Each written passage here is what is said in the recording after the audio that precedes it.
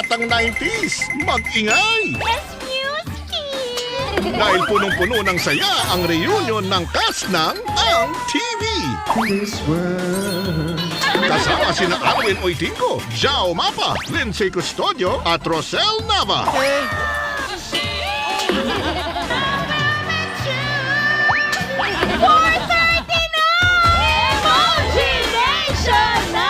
Saturday 4:30 p.m. Dito lang sa TV. Buhay ng kanyang asawa ang unang kinuha. Pa, ayun na po pala si Larry Boy. Nauna ka na sa kotse. Pati buhay ng anak, iba na rin ang may hawak.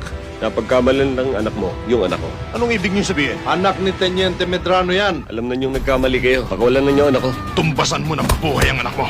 Ilang buhay ba ang katumbas ng tahimik na pamumuhay? Tumbasan mo ng buhay sa Sunday Blockbusters, 2:15 p.m. Wow, naka-Ariel! Yamanin! Di Mars, afford to!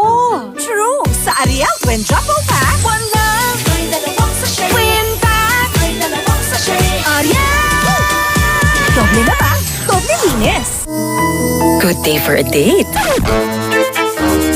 Bad day for kate. Baka dandruff yan. Mag-Head and Shoulders every day. So you're up to 100% dandruff-free every day. Head and Shoulders. Pagdating sa paglaki, clinically proven and tested ang Volacid Preschool 3+. Tulong para mabigyan siya ng laban sa tangkad at laban sa tamang timbang. Para ang batang may laban para sa paglaki. New Old Spice Steel Titan. Long-lasting scent.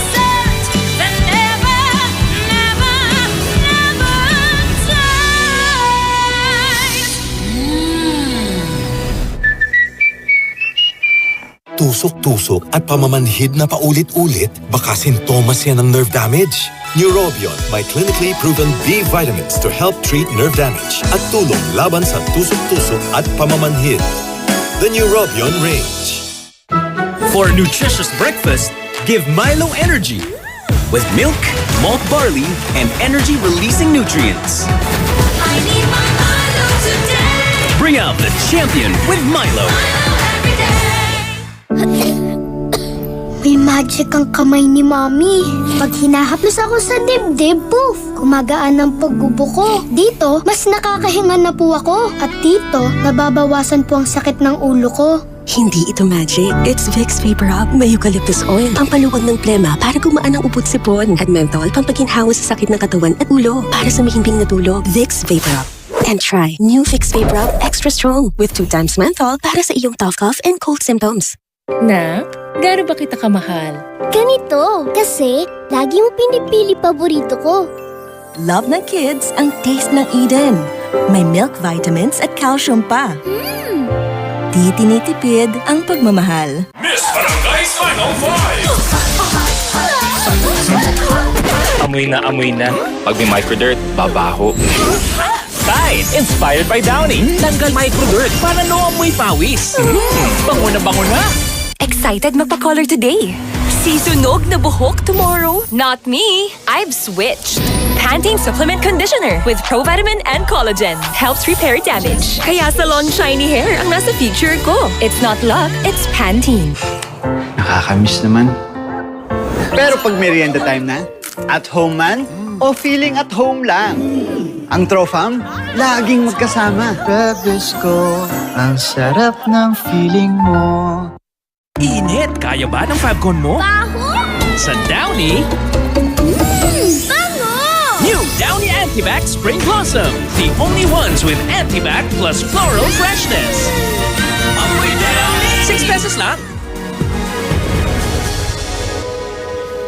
Magandang hapon sa News 5 Alerts. Mga kapatid, opisyal nang idineklara ng Pag-asa ang simula ng tag-init o dry season sa bansa ngayong araw. Ayon sa ahensya, tapos na ang amihan season. Pero makakaranas pa rin ng mahinang pag-ulan bunsod ng easterlies o mainit na hangin mula Pacific Ocean. Partikular na sa Caraga, Davao Oriental at Davao de Oro. Paalala naman ng Pag-asa, uminom ng maraming tubig at huwag magbabad sa araw dahil mas mainit at tagtuyong panahon ang mararanasan, lalo na sa susunod na buwan hanggang Mayo dahil na rin sa epekto ng El Nino. Pansamantalang may pagbabago sa operasyon sa mga linya ng tren sa Metro Manila sa darating na Semana Santa sa susunod na linggo. Sa Holy Wednesday, tigil operasyon muna ang LRT-1, habang pinaikli naman ang operasyon ng LRT-2. Magsisimula ang unang biyahe ng alas 5 ng umaga. Sa iba pang balita, inaasahan ang malakihang oil price hike pagpasok ng Holy Week sa susunod na linggo. Ayon sa Department of Energy, posibleng pumalo ng mahigit 2 piso ang dagdag singil sa kada litro ng gasolina. Hanggang 1 peso and 50 centavos naman ang inaasahang taas singil sa kada litro ng diesel at kerosene. Ang oil price hike ay epekto raw ng pag-atake ng Ukraine sa 3 malalaking oil refineries ng Russia. Bumaba rin daw ang pag-aangkat ng krudo sa Iraq. Bukod pa dyan, nakakaapekto rin daw sa presyohan ang mataas na demand sa produktong petrolyo at ang paglago ng ekonomiya ng Amerika at China. Para sa iba pang mga balita, pumunta lang sa news5.com.ph, pati na rin sa News5 Facebook, YouTube, TikTok at X social media pages. Ako po, si Maui David, at narito naman ang mga balita sa Frontline mamaya. 600 pamilya sa Tondo, Maynila nawala ng bahay sa sunog.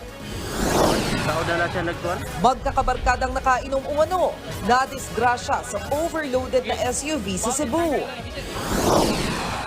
At ilang uuwi ng probinsya para sa Semana Santa, maaga ng bumiyahe. Yan at iba pang mga balita at impormasyong hatid ng inyong kasangga sa Pagbabalita. Frontline Pilipinas, mamayang 6:25 p.m.